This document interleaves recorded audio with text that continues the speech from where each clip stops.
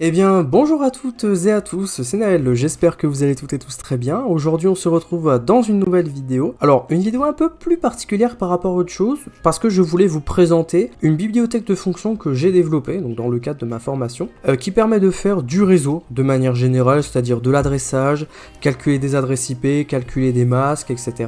Enfin, entre autres, tout ce qui peut vous être utile pour du réseau, de l'adressage réseau, à travers une bibliothèque de fonctions en Ruby. Alors, vous allez beaucoup me poserez la question, pourquoi Ruby? Alors, déjà, ce qu'il faut savoir, c'est que Ruby, c'est un langage de script qui a à peu près la même syntaxe que Python, à 2-3 exceptions près, mais globalement, c'est aussi simple d'utilisation que Python. Et de deux, Ruby est un langage qui est plutôt optimisé par rapport à d'autres langages de script, parce que Ruby est précompilé en C. Et pour ceux qui s'y connaissent un petit peu en rapidité des langages de programmation, tout le monde le saura, le C est le langage de programmation le plus rapide. Et comme Ruby est précompilé en C, enfin, c'est une compilation à la volée de base, mais comme il est précompilé en C, le Ruby est un langage très très rapide. Donc c'est pour ça que j'ai choisi Ruby, parce que quand vous allez voir le code, c'est globalement plutôt simple à comprendre. Alors, vous trouverez donc en description de cette vidéo mon GitHub, avec également le script Ruby, donc adressage.rb. Alors je vais juste vous agrandir un petit peu pour que vous puissiez bien le voir, voilà. Comme ceci. Alors, je vous ai détaillé ici les commandes donc, pour pouvoir installer Ruby. Donc déjà, ce qu'il faut faire, c'est que vous devez installer Ruby et Gem. Alors, Gem, parce qu'en fait, c'est un peu comme Node.js, hein, où vous avez NPM. C'est la même chose. En gros, ça vous permet d'installer des paquets, ou bien comme pip3, comme pip3 pour la bibliothèque Python. C'est exactement la même idée, sauf que Python, c'est pip3, et Ruby, c'est Gem. Voilà, c'est exactement la même chose. Donc, vous l'installez. Alors là, j'ai donné la commande Debian, mais après, voilà, si vous avez d'autres distributions, donc Fedora, c'est DNF install, Arch, ou les bash Arch, c'est pacman-s, etc. Vous voyez l'idée. Et puis une fois installé, eh bien, comme Gen est générique à toutes les distributions, vous avez juste à faire un gem install ipaddr, parce qu'en fait c'est une bibliothèque que j'utilise ici, ipaddr, donc qui vous permet justement d'utiliser des choses par rapport au réseau. Et après, une fois que vous avez installé Ruby, vous tapez, alors je vais vous montrer ici, donc vous tapez la commande IRB.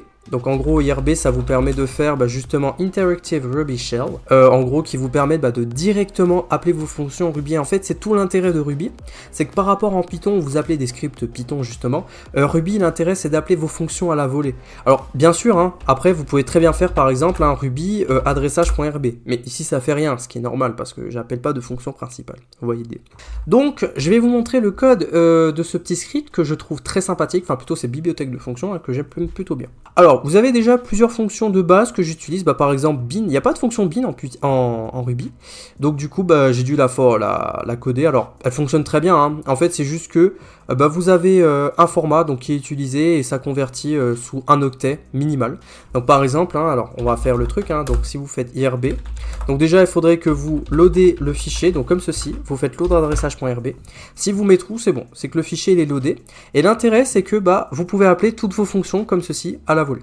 Alors par exemple je vais vous montrer bin, qui est quand même une fonction qui est à mon sens très pratique, donc je vais vous agrandir un peu. Donc si par exemple vous voulez coder en binaire le nombre, je dis une bêtise, 5 sur un octet c'est 8 bits au cas où, et bien hop, vous pouvez voir que vous avez 5 sur un octet. Si vous voulez coder 255 sur un octet, ça vous fait ça. Mais vous allez me dire, mais qu'est-ce qui se passe si on dépasse un octet par exemple? Eh ben c'est facile, c'est juste que voilà, au lieu qu'il soit sur 8 bits, il sera sur 9 bits. Ça fonctionne également avec les nombres négatifs. Si par exemple, vous pouvez voir, je mets -1. Moins 1 c'est normal parce qu'en fait c'est que des FFFFFF, en fait les nombres négatifs ça va dans l'autre sens. C'est codé d'une manière un peu différente mais ça fonctionne plutôt bien en Ruby, donc vous pouvez voir, hop, ça vous le met sur un octet également. Par exemple si je mets -2, etc. Oh pardon, je voulais dire -2. Et si par exemple vous mettez -256, hop, il vous le met sur plus d'un octet, vous voyez l'idée. Donc pour l'instant ça fonctionne plutôt bien. Mais c'est pas le plus important en réseau. En réseau, ce qui va beaucoup compter, c'est les fonctions que vous avez ici. Par exemple, vous pouvez convertir une chaîne hexadécimale en binaire. Donc ça peut être très utile. Par exemple, si je fais hexa to bin, vous pouvez auto-tabuler d'ailleurs, hein, sur IRB, c'est plutôt sympa. Donc par exemple, si je mets 0x FFFFFFF, par exemple, hop, ça va vous sortir 255.255.255.255. Ça, c'est le masque /32 en gros. Et d'ailleurs, ça va faire l'objet d'autres fonctions. Déjà, vous pouvez appeler la fonction inverse. Donc si par exemple, je fais bin to hexa, je mets entre chaîne de caractères ce truc-là, que vous voyez ici, bam. eh bien hop, il va vous... Ah oui, je sais pourquoi. Je sais pourquoi il a fait ça. Hop, faut juste faire comme ça, voilà. Faut pas mettre d'espace. Là, j'ai juste concaténé avec des espaces pour que ce soit plus joli. Là, il faut pas mettre d'espace, donc hop, 0xFFF, c'est ce qu'on avait juste ici en haut. Là, maintenant, on a des choses plus intéressantes en réseau. Par exemple, vous pouvez convertir un masque, comme vous voulez, par exemple j'ai mis /20, /24, en octet. Si par exemple vous avez un masque de réseau mais vous connaissez pas la valeur octale, par exemple si vous manipulez un routeur Cisco, et bien par exemple vous pouvez faire un masque tout octet, mettons par exemple que vous avez, je dis une bêtise, un /19 par exemple, et bien /19 en octet, c'est 255.255.224.0. C'est très pratique, hein. Et d'ailleurs vous avez même la fonction inverse, vous avez la fonction octet to mask, que j'ai codé juste ici. Vous mettez votre valeur donc sous forme de chaîne de caractères. D'ailleurs, je précise, tout ce qui n'est pas valeur entière, c'est chaîne de caractères hein, en Ruby. Enfin, plutôt dans la manière dont moi j'ai codé. Oh la merde, j'ai fait un peu de la merde. Dans la manière dont moi j'ai codé, c'est tout ce qui n'est pas entier, c'est chaîne de caractères. Et vous allez voir que si par exemple je mets mon /19 comme je l'avais mis, il ressort /19. Ok. Après, mettez bien des valeurs puissance de 2 bien sûr, hein, parce que sinon ça ne fonctionnera pas bien. Bien du moins pour les octets, parce que si par exemple je mets 223, bon, il va me sortir .23, vous voyez l'idée. Donc faites attention, hein, il faut bien mettre les bonnes valeurs, parce que bon, ça j'ai eu un peu eu la flemme de le faire. Il y a également le nombre de pas entre chaque sous-réseau que j'ai calculé. Donc si par exemple vous faites un adressage FLSM ou bien VLSM, ça vous permet justement de calculer combien en gros il y aura de pas, donc combien d'autres par sous-réseau. C'est juste pour un affichage plus dynamique, c'est quand même pas mal. Donc là, cette fonction-là... Ah oui, vous pouvez convertir une chaîne hexadécimale en adresse IP. Alors ça, c'est quand même pas mal. Ça, il me semble que je sais plus si je l'ai montré là tout de suite. Je vais... Oula, CTRL L. Donc par exemple, hein, si vous faites hexa to IP, par exemple, il faut mettre toujours 0x devant. On va mettre 4 fois F. Normalement, il va sortir... Voilà, 255.255.255.255. Très bien. Et la fonction inverse, elle vous redonne la même chose. Hein. Si vous faites IP to hexa... Hop, vous mettez la chaîne de caractères, bam, il vous ressort ce que je vous ai mis juste avant. Ok. Ça, c'est quand même plutôt pas mal, c'est quelque chose qui marche très bien. Donc si par exemple vous voulez convertir, vous avez une adresse IP sous forme de valeur hexadécimale, donc par exemple si vous lisez une trame IP, eh bien ça c'est quand même très pratique pour savoir à quelle adresse exactement ça correspond. Hein, c'est quand même plutôt bien. Une fonction quand même que je trouve très pratique, c'est network address. Alors network address, comment ça s'appelle ? Son fonctionnement est très simple, c'est que vous lui donnez une IP, un masque, il vous retourne l'adresse réseau correspondante. Donc là, je vais vous montrer un cas, donc moi dans mon terminal, donc si je fais IPA, eh bien vous pouvez voir que mon adresse réseau actuelle c'est 192.168.0.43 avec un masque /24. Eh bien regardez, je vais copier ça ici, il va me sortir l'adresse réseau correspondante. Donc si par exemple je lui sors network address de ça, ok, et que je lui mets un masque 24, donc vous mettez la valeur normale, ou bien si vous n'avez pas la valeur en slash, genre pas en décimale, mais vous l'avez seulement en octet, eh bien vous pouvez très bien faire octet to mask, donc 24 c'est 255, 0, ok. Et par exemple ici, hop, si j'appelle ma fonction, il me sort mon adresse réseau, donc l'adresse réseau, je parle bien, qui est 192.168.0.0. De la même manière, ici, vous avez également l'adresse de broadcast, donc qui est précisée, donc c'est 192.168.0.255. Donc d'ailleurs, hein, pour vous montrer que avec 24, ça montre exactement la même chose, bam, hein, vous voyez qu'on a exactement le même résultat, on est d'accord sur ce point-là. Et bien de la même manière, vous avez broadcast address, donc à partir d'une adresse IP que vous donnez et d'un masque, eh bien, il vous sort l'adresse de diffusion de votre réseau. Alors bien sûr, hein, c'est dépendant du masque, parce que en fonction du masque, par exemple /24, vous voyez que c'est 255. Si je mets 25, vous allez voir que ça va être 127. Voilà, 127. Si je mets 26, ça va être 63, je crois. Voilà, exactement. Si je mets 27, normalement, ça va être 31. Ah, mais oui, parce que je suis pas sur le même réseau. Oui, ok, d'accord, j'ai compris. Oui. Non, c'est parce que je suis pas... Voilà, oui, j'ai compris. En fait, c'est juste, il faut lui donner... Ouais, il faut que je convertisse en adresse réseau, à chaque fois. Il faut convertir en adresse réseau. Ouais, je vais corriger ma fonction là-dessus. Donc, la fonction broadcast address, je vous l'avais montré. Après, à fonction de nombre d'autres données, il vous donne le sous-réseau correspondant, enfin plutôt le masque de sous-réseau. Donc c'est-à-dire que par exemple, là ici, il vous redonne le nombre d'autres maximum pour un sous-réseau en fonction d'un masque fourni. Donc si par exemple, ici, je vous mets host by subnet, si par exemple je lui mets un masque /24, là il va me dire qu'il peut y avoir 254 autres. Alors pourquoi pas 256? Parce que ce qu'il faut retenir en réseau, c'est que pour chaque réseau ou sous-réseau, il y a deux adresses qui sont réservées. Donc l'adresse réseau, donc qui permet de dire, bah ok, dans quel clan en gros on appartient. Par exemple, moi j'appartiens au clan 192.168.0.0. J'appartiens à ce clan-là, avec un masque stage 24, donc le masque, comme imaginez le masque d'une tribu par exemple. Eh bien, donc il y a ce masque-là, et il y a également l'adresse de diffusion. L'adresse de diffusion, ça veut dire que si par exemple je ping cette adresse-là, eh bien toutes les machines qui appartiennent au réseau, ou bien au réseau correspondant, recevront une requête correspondante. Donc c'est ce qui permet justement en fait, de faire de la diffusion de paquets sur un réseau complet, grâce justement à cette adresse de diffusion. Donc là, par exemple, vous avez host by subnet, donc 254 autres, en fonction d'un sous-réseau, et vous avez la fonction inverse, donc qui est subnet by host, donc en gros qui va vous donner le masque de sous-réseau correspondant par rapport au nombre d'autres données. Donc si par exemple je lui donne subnet by host, je lui donne 254 par exemple, et bien là il va me retourner le masque qui est /24. Vous voyez l'idée. Si par exemple, si vous la valez en valeur octale, et bien par exemple vous pouvez faire masque to octet, et de ce truc là que vous avez juste ici, pour pouvoir vous ressortir le masque correspondant. Vous voyez l'idée? Alors vous allez me dire, mais à quoi servent toutes ces fonctions? Alors, elles peuvent avoir des utilités si par exemple, dans le cas d'un routage Cisco, avec un routeur Cisco, le masque il faut toujours le spécifier avec la valeur octale, donc par exemple 255 par exemple 0.0, vous voyez l'idée. Mais si par exemple vous ne savez plus quelle valeur, par exemple pour un /16 ou un /17, par exemple, moi je connais pas le masque tout octet de /17. Et pourtant, c'est bien 128.0. C'est pas que je sais pas, mais c'est juste que on le calcule pas forcément de tête, ou bien on a un peu la flemme. Et après, il y a d'autres fonctions que je trouve beaucoup plus intéressantes, et là, c'est les deux dernières qui vont arriver pour cette vidéo.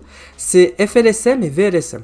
Alors, pour ceux qui ne savent pas, FLSM, c'est Fixed Length Subnet Mask. Autrement dit, à partir d'un nombre de sous-réseaux voulus et d'un réseau, à partir de son masque, eh bien, on peut dire, ok, eh bien, moi, j'ai envie, pour un réseau donné, eh bien de le découper en plusieurs sous-réseaux, donc afin d'avoir un nombre optimal d'adresses IP, donc il n'y ait pas de perte d'adresses IP par réseau, pour pouvoir justement le découper de manière plus dynamique, il y ait moins d'hôtes, on va dire, par sous-réseau.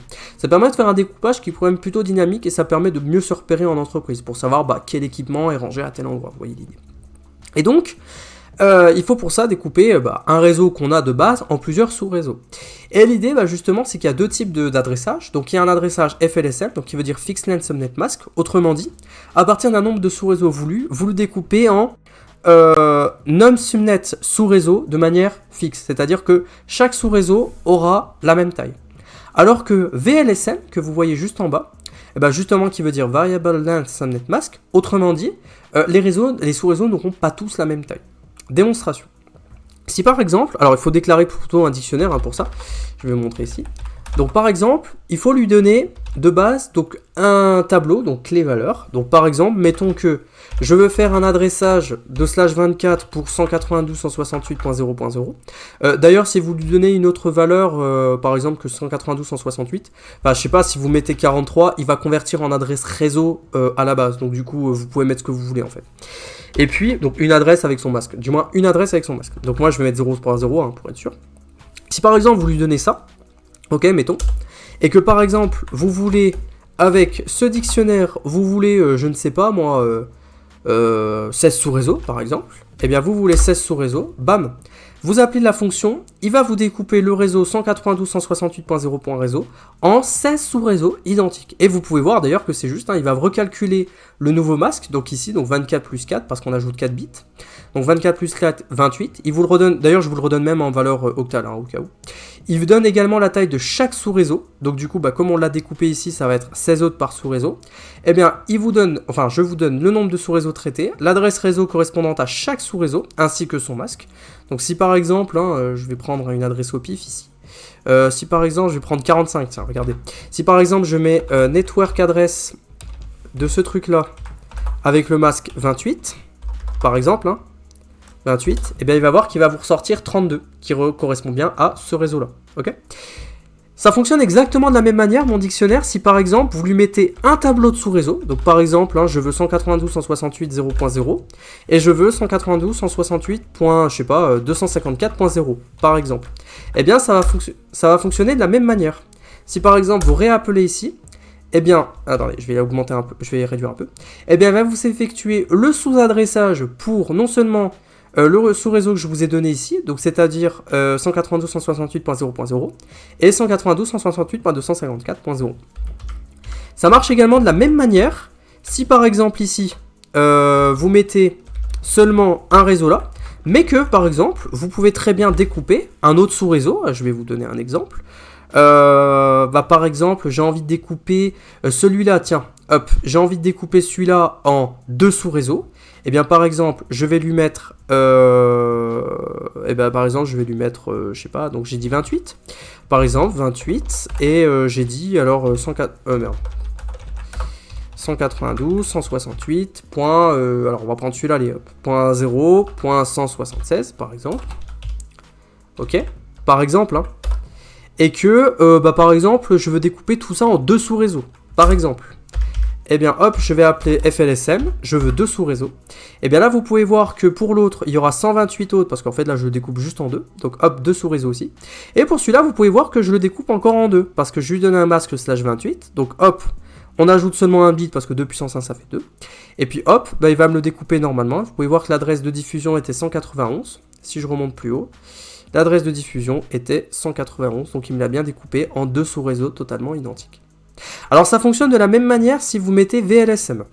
Donc en fait VLSM fonctionne pas tout à fait de la même manière parce que VLSM il faut lui préciser un nombre d'hôtes maximal par sous-réseau.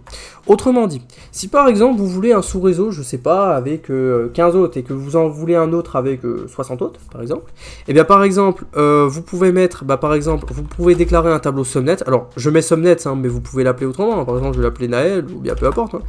Par exemple vous voulez un réseau de 15 et un réseau, je sais pas, vous voulez 64 hôtes hein, par exemple. Alors 64 du coup ça va faire un réseau de 128 du coup, hein, par exemple. Hein. Et que par exemple, alors dict, je vais l'appeler comment? Par exemple, voilà, vous voulez le faire pour ces deux réseaux-là, par exemple, vous voulez faire un adressage dynamique pour ces deux réseaux-là, et bien ce que vous pouvez faire, c'est que vous pouvez appeler la fonction VLSM avec justement votre dictionnaire, ma variable, donc je l'appelle Naël ici, et hop, il va vous effectuer le sous-adressage dynamique. C'est-à-dire que là, ici, il va vous découper donc ce réseau-là avec 15 autres, donc 15 autres, du coup, ça va être un réseau... Alors, qu'est-ce qu'il m'a fait ici /24. Ah oui, voilà, oui. 15 autres, donc 64. Donc là, oui, un réseau de 128, du coup. Un réseau de 128. Et puis là, 15. Donc du coup, il va le découper en un réseau de 32. Comme on peut le voir ici. Il va le faire pour les deux réseaux. Ça fonctionne de la même manière si on change le nombre d'hôtes. Si par exemple, ici, vous voulez, je sais pas, 14 hôtes. Donc le nombre minimal. Et que là, vous voulez 62. Vous pouvez rappeler la fonction VLSM. Et hop, ça fait le truc ici normalement avec le sous-adressage. Alors notez juste un truc, c'est que dans ma fonction VLSM, j'ai mis une fonction, un paramètre print qui est égal à true à la base.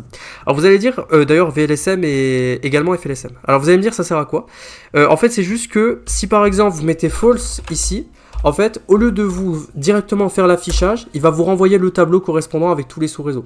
Et donc si par exemple, je sais pas, je vais mettre var prend ce truc là par exemple, ok, mettons. Et que par exemple je fais print subnet table de var, en fait il va faire exactement ce que je fais.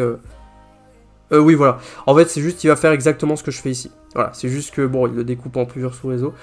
Notez que bon, si vous avez plusieurs sous-réseaux différents, ne le faites pas avec false, ok. Faites-le directement avec ma fonction que j'avais mis à la base, donc c'est-à-dire que hop, vous l'appelez juste tel quel, et puis hop, voilà, vous le faites comme ça. Donc vous trouvez cet ensemble de fonctions dans mon GitHub qui est dans la description de cette vidéo. Je vous laisserai parcourir de manière globale, j'ai plutôt bien détaillé je pense. Et donc ça va vous permettre voilà, d'utiliser cela pour faire de l'adressage, du sous-adressage, enfin ce que vous voulez. Et puis si ça vous plaît, n'hésitez pas à mettre un petit pouce bleu et puis on se retrouve peut-être prochainement pour de nouvelles vidéos. Allez, ciao ciao.